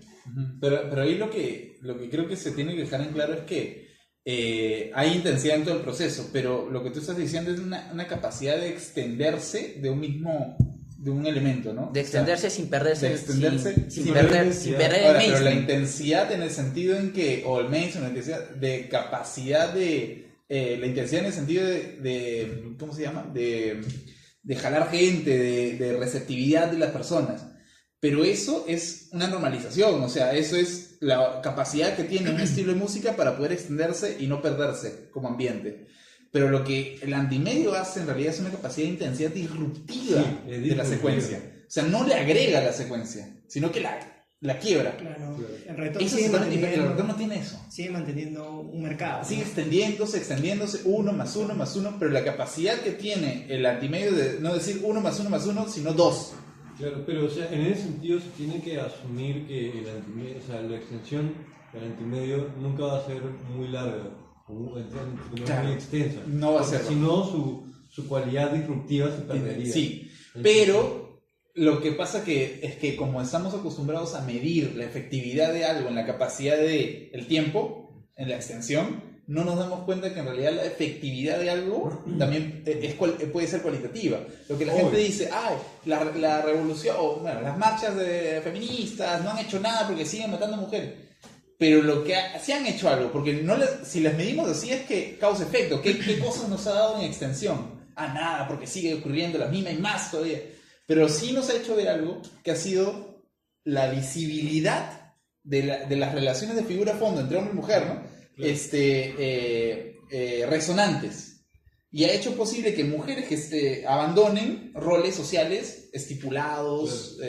Entonces eso es disruptivo. La marcha ha sido disruptiva o ha sido intensiva, por más de que su intensidad se ha convertido en un ambiente. Yo una pregunta, pero o sea, eso implicaría para, digamos, sostener una teoría comunicativa en base a esto de la ¿cómo se llama? Intervalo resonante de McLuhan, es esperar que la realidad, o por lo menos la realidad mediática, esté como que constantemente plagada de momentos disruptivos para los cuales podamos usar un tetraede para analizarlos, o sea, entenderlos, ¿no? ¿Cómo? O sea, es esperar a que haya, o sea, se basaría en esperar a que haya disrupciones. Claro. Así como yo estoy leyendo Castells, y una de las críticas a Castells es que la teoría de autocomunicación de masas está basada en el hecho de que tiene que haber sentimientos, emociones validativas que acceden toda esa organización y que ya, pues, si no se emocionan o no se indignan, entonces toda la teoría y toda la medición es por las puras. Sí. Ya, mira, hay tres usos que se le hace, no, al tétrade no, sino a esta figura del tétrade, ¿no? Claro. Pues, una es aplicar el tétrade, podríamos aplicarlo para esperar de que suceda algo. Claro. Entonces, power. Y claro, no tanto power, sino esperar a que aplicando el tétrade de una sociedad nos permita ver cuáles son los antimedios y los efectos de tensión, pero esperar. Esa es la postura de Guille, por ejemplo, que dice, hay que esperar sentados hasta el fin del capitalismo. O sea, hay que esperar sentados a que suceda algo y en base a eso actuar. Esa es una visión reactiva, ¿no? Hay que esperar. La otra visión es la de Naomi Klein, que escribe este libro, el show del futuro, el show del capitalismo, toda esa vaina, ¿no? No logo. No logo. ¿Qué dice Naomi Klein? Dice, bueno, no hay que esperar, sino hay que pedirle al sistema dominante, al Estado, qué sé yo, al capital, que se porte bien, que no haga eso lo que está haciendo. O sea, estos intervalos resonantes, estos antimedios, están apareciendo por tal cosa, por tanto tienes que ser consciente de, ¿no? Es una visión también reactiva burguesa, ¿no? Ahora, a donde yo quiero llegar es no es ni esperar ni pedirle, sino crear, posibilitar la aparición de nuevos medios o antimedios, mejor dicho, y saber cómo se crea un antimedio. Si tú sabes cómo teóricamente se podía ejecutar la creación de un antimedio, ya no esperas ni le pides a nadie. Pero ¿qué significaría crear un antimedio? Porque por eso decía la visión de McLuhan, para McLuhan, ¿qué es crear? Para McLuhan es recuperar. Pero yo creo que esa es una forma de creación, no es la única, ¿no? Los antimedios son nuevos siempre, ¿no? Sí, ¿no? Entonces, o sea, en caso la humanidad lo necesite, tener listo un método de creación de una disrupción. Exacto. O sea, pero ¿cómo se hace eso, no? Esa es la gran pregunta.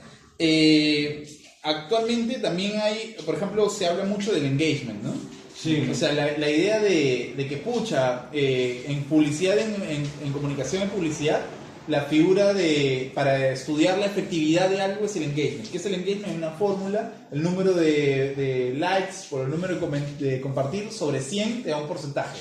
Y ese porcentaje es el ratio de engagement que le asegura a la empresa si es que hay más o menos engagement. O sea, la medición para estudiar las relaciones, que de por sí ya están dadas. Pero justamente también hay un estudio que deberíamos hacer sobre el disengagement. ¿Cuáles son estas zonas de desengagement, de desrelación o de no relación entre alguien y la tecnología? Por ejemplo, acá tenemos un espécimen perfecto. El señor Robinson no tiene Facebook, ¿no? Y hay un disengagement ahí, en el sentido en que hay un sujeto que no quiere entablar una relación con algo o con alguien, ¿no? Entonces, espérate un toque. El disengagement...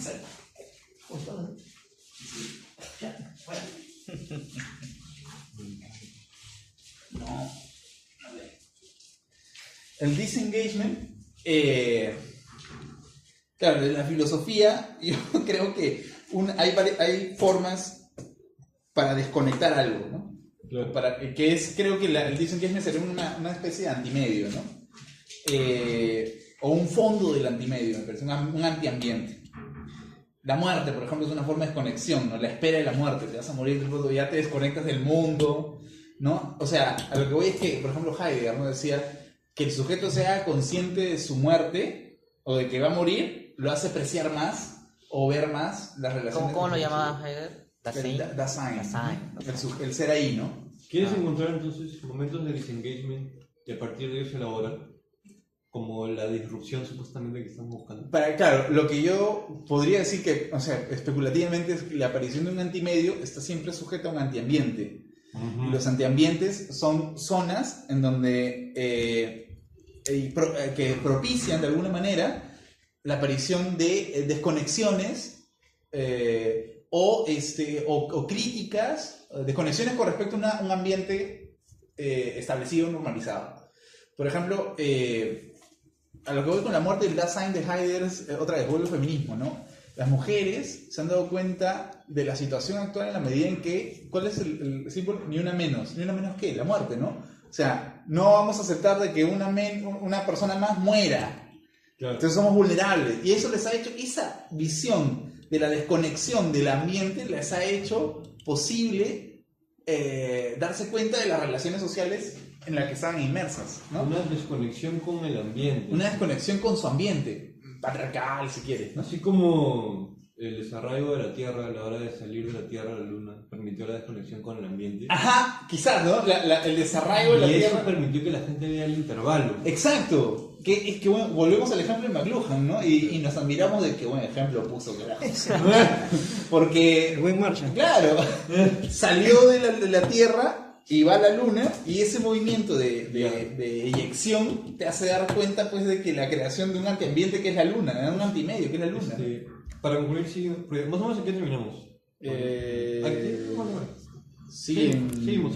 Sí, seguimos. Ya, 20 minutos más o menos. Ya hay que darle entonces, o sea, bueno, la parte teórica, como que en modo de conclusión, la idea de todo esto es ir encontrando esos puntos de desconexión, disrupción. Más que crear los antimedios, buscar los antiambientes. Claro, buscar los antiambientes y ver, claro, o sea, en qué momento se da la desconexión. Sí, en qué momento se podría propiciar o agitar más la desconexión. Ya, ¿no? ¿Y qué clase de antiambiente o desconexión específicamente estamos hablando? O sea, ¿a qué vamos a ir a buscar? Es que, nuevamente, McLuhan, McLuhan dice que cada cultura necesita un análisis específico de los antiambientes. Es como dice también Nick Cernisek sobre las plataformas.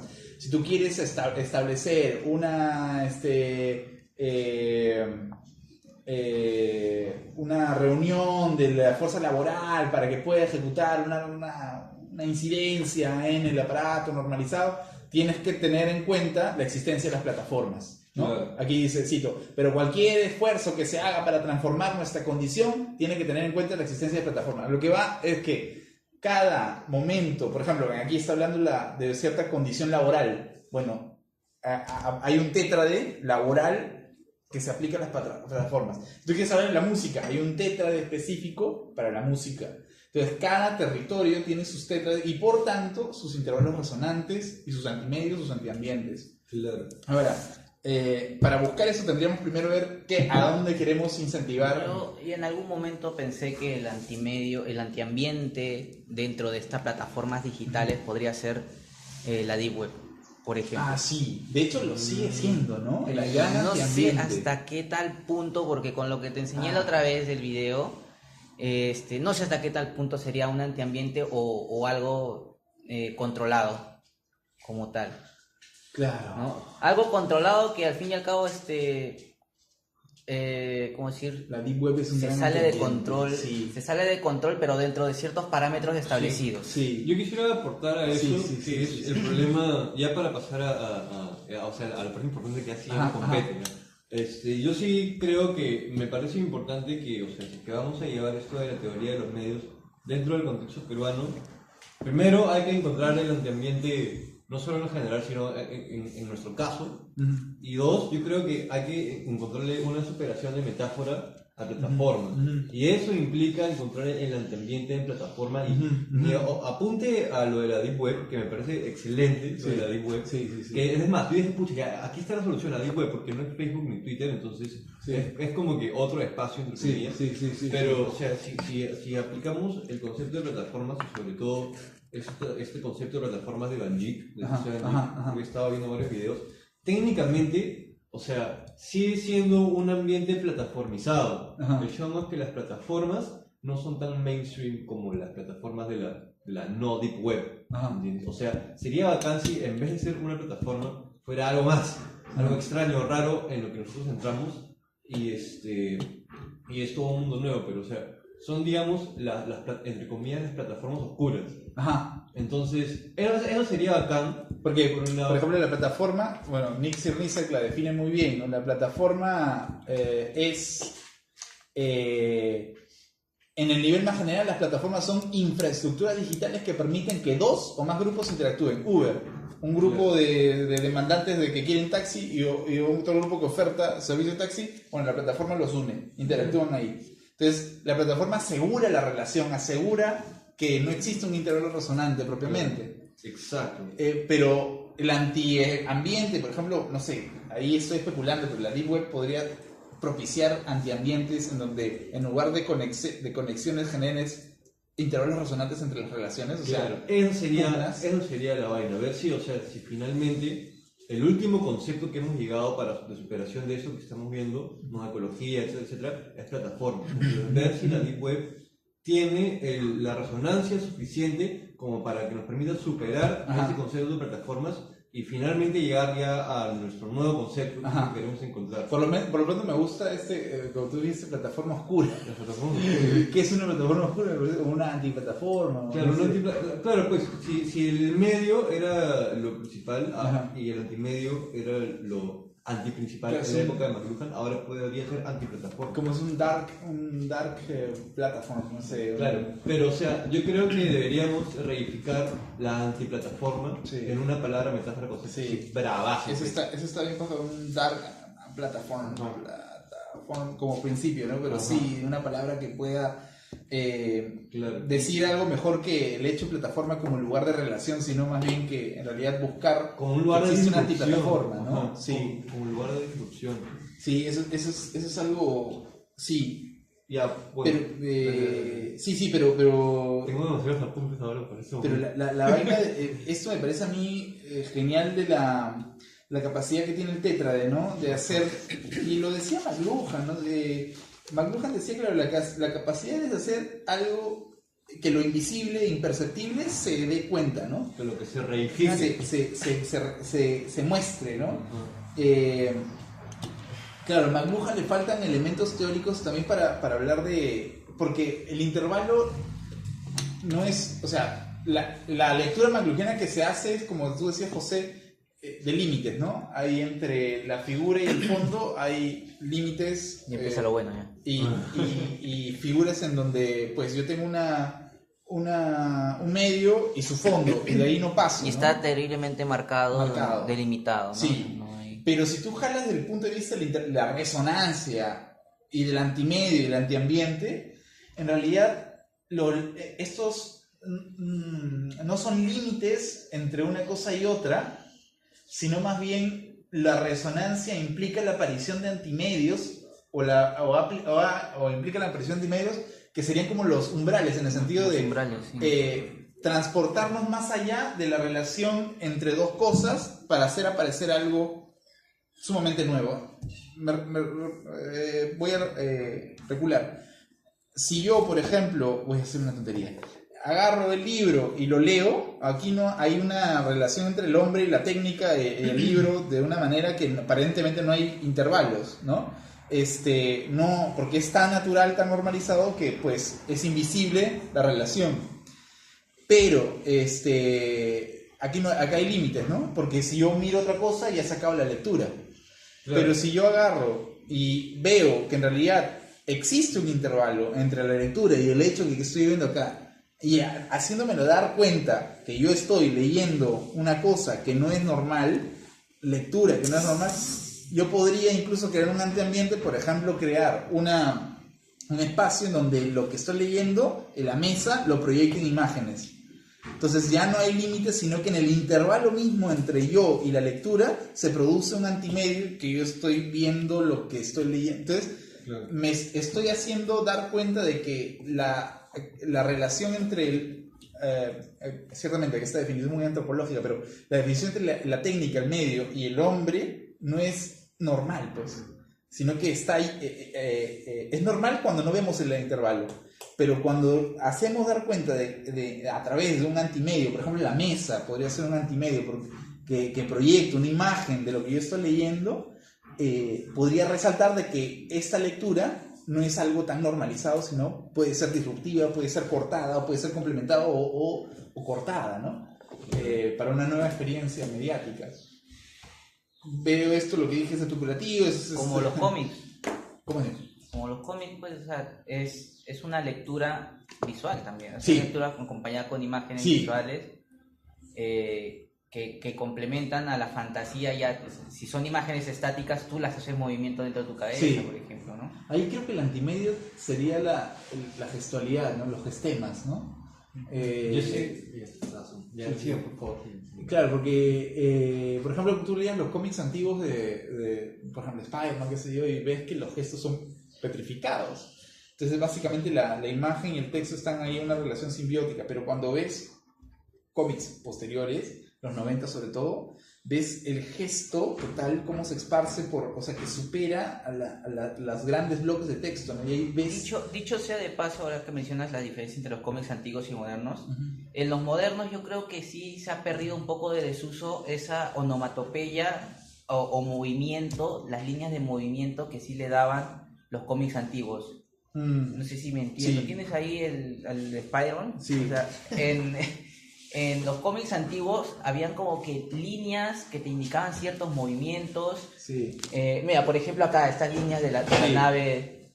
Pero ahí no hay propiamente intervalos, sino más bien hay como que acción y anclaje, ¿no? O sea, leo en el texto y veo en la imagen. Pero, por ejemplo, si yo veo un cómic de este tipo, ¿no? O sea, es Nietzsche, este cómic de Nietzsche, de Michel Onfray, Nietzsche y una pesadilla que informa indeterminada en donde el sujeto está soñando, ¿no?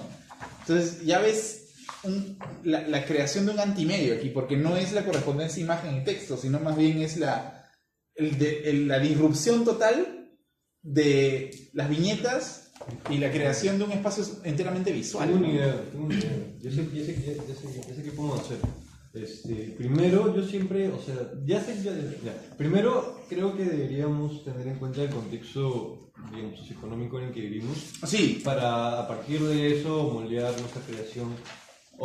No sé si queremos crear antimedios o queremos crear un creador de antimedios, lo cual también sería interesante. Eso también es buena pregunta. Pero, o sea, una vez que tengamos pues, definido cómo el espacio nos va a afectar nuestro medio, o así como lo de los orientales, creo que,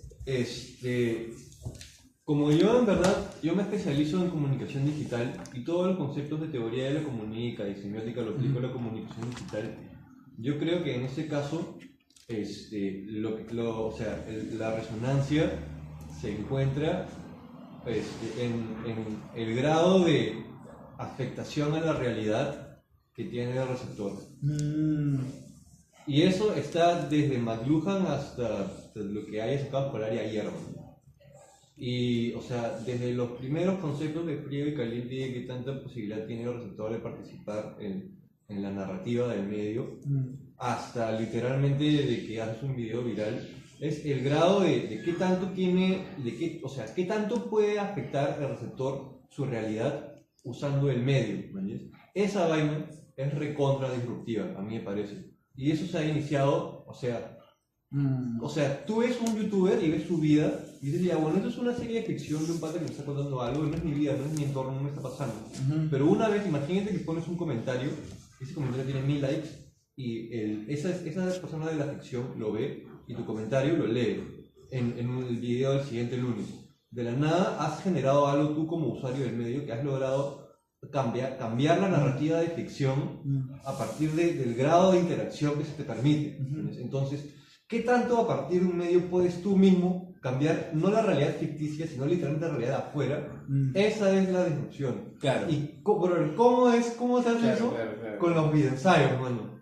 Claro, un videoensayo, claro. Y con todo, y no solamente con menos, sino con todo el... Al menos ahorita en el Perú es un antimedio, ¿no? Ajá, con todo lo que el hipertexto implica. Pero un buen videoensayo, o sea, no como la porquería del que hace entrevistas. Sí, he visto que Aldo Miyashiro lo entrevistaba, ¿no? Sí, ¿quién es ese? No, Acá está... ¿Spencer? Él es un proto-Hitler, ¿no? Quiere ser un... Sí. Quiere ser algo. Escúchame, mira las entrevistas de Carlos Orozco, porque Carlos Orozco ya está desarrollando lo que le estoy diciendo. Sí. Porque, brother, el truco para generar la resonancia necesaria es el hipertexto, que ahora son los datos algoritmos, etc. Pero es el hecho de que una vez que tú hagas clic en algo, la realidad cambia. Sí. Y no me refiero a la realidad de pantalla, sino literalmente, así puedes, o sea, cuando tienes suficientes influencers, puedes hacer un par de clics y literalmente un banco puede cambiar su banner por un eslogan tuyo. ¿Entiendes? Y así de radical. Entonces, la resonancia en el nuevo medio que creemos está en qué tan posible va a ser ese nuevo medio que quien lo use cambie no solamente la narrativa, sino literalmente la realidad. Sí. Y eso ya lo hace Carlos Orozco con sus ensayos, que sus entrevistas que todos hablan de eso. Y lastimosos. O sea, no me gusta Orozco, pero, normal. Pero me parece la idea del... Claro, de cómo los influencers sí me parece interesante cómo aparecieron ellos como antimedios, ¿no? Claro. Pero ya ahora normalizados, las marcas ya tienen pues a sus propios influencers, hacen su rock brief. La diferencia entre influencer y creador de contenido es otra cosa, ¿no? Sí, claro. Eso también yo por ejemplo, no creo que todos los influencers sean creadores de contenido. No. Influencer es más extensivo, ¿no? Números, ¿no? Sí. Influencer, lo que pasa es que yo creo que por el bien del futuro de la comunicación debemos desligarnos por completo de la palabra influencer y buscarle otra metáfora más funcional y menos hueca. Es demasiado, se basa demasiado en el aspecto cuantitativo. Sí. O sea, y todas las cosas cualitativas que de hecho podrían aportar al concepto, incluso a la economía, se dejan de lado. Y acá tiene que entrar la parte de la sociología, en ese concepto de qué cosa es ser esto que llamamos influencer, pero que en realidad es una especie de entidad digital, diría yo, que es una mezcla de emisor, receptor, etcétera. Pero yo sigo, o sea, manteniendo la idea de que la cualidad disruptiva de un antimedio hoy en día va a ser el grado de, no sé cómo se dice, o sea, cambio de realidad que el usuario pueda darse a partir de ese medio. O sea, si literalmente puedes hacer un video, tú como emisor receptor, y que puede llegar a 200 personas o que literalmente puede tumbarse un gobierno, entre comillas. Entonces, y eso se da a partir de a qué cosa le puedes dar clic. Eso es lo caso. Claro, pero eso es... Ahí es para ahondar. Me ha hecho acordar su ejemplo, este tema que salió de los congresistas que intentaron influenciar a la gente para que, por ejemplo, no vayan al LUM. El donaire, que no vayan al LUM. ¿Y qué hizo? Trazó completamente lo opuesto, ¿no? Claro.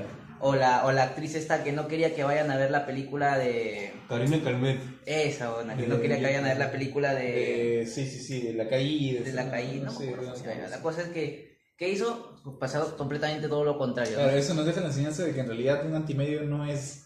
O sea, no se crea en enunciación. O sea, no es decir, este es el nuevo... No, o sea, tiene que ser pragmático. Claro.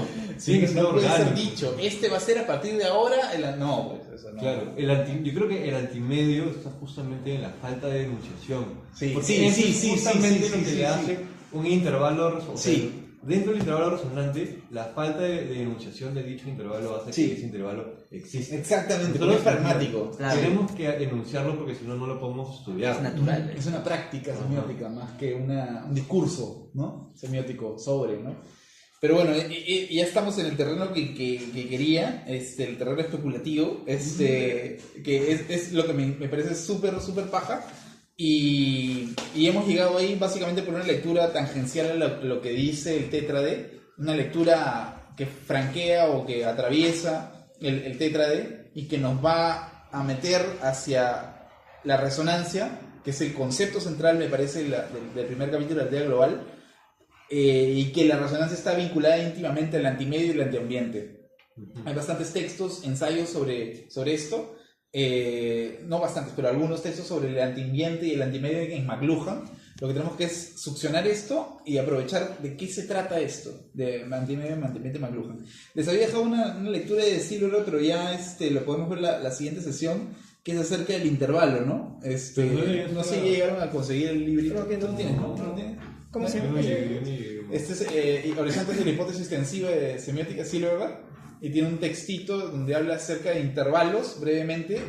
Dice, para Silverberg hay dos tipos de intervalos, un intervalo restringido y uno amplio. Dice.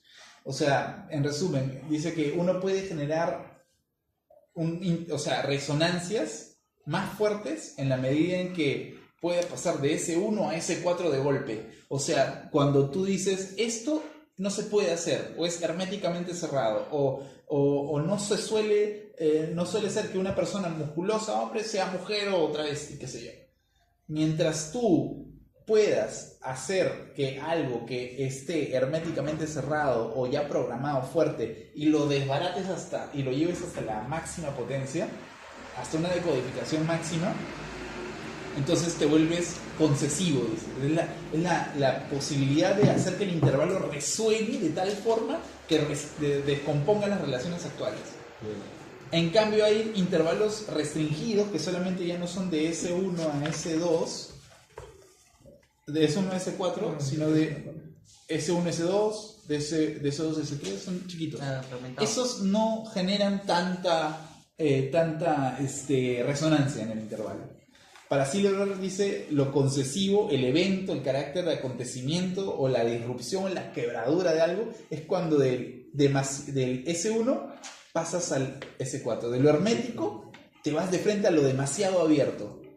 Esto sí me parece genial porque no hay que si vas a querer crear un antimedio, tiene que ser lo perfectamente desproporcionado como para permitir la aparición de un antimedio.